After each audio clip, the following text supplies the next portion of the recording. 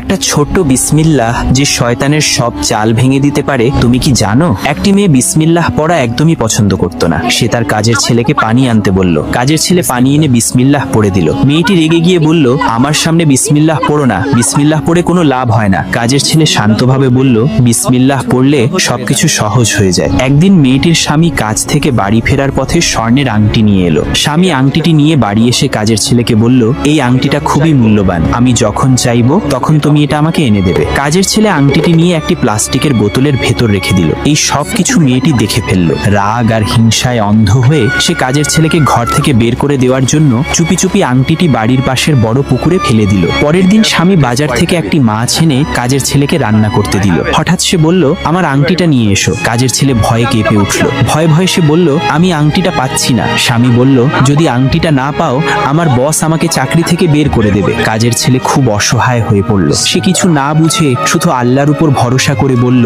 বিসমিল্লাহ, আর মাছ কাটতে শুরু করলো। আশ্চর্য, মাছ কাটতেই মাছের পেটের ভেতর থেকে সেই আংটিটি বেরিয়ে এলো। মেয়েটি অবাক হয়ে বলল, এই আংটিটা তো আমি পুকুরে ফেলে দিয়েছিলাম, তুমি এটা কোথায় পেলে? কাজের ছেলে শান্তভাবে বলল, আমি শুধু বিসমিল্লাহ পড়ে মাছ কাটছিলাম। আল্লাহ চাইলে অসম্ভব সম্ভব হয়ে যায়। আল্লাহর এই সুন্দর ছবিটিকে ভালোবাসলে প্লিজ লাইক সাবস্ক্রাইব করে যাবে।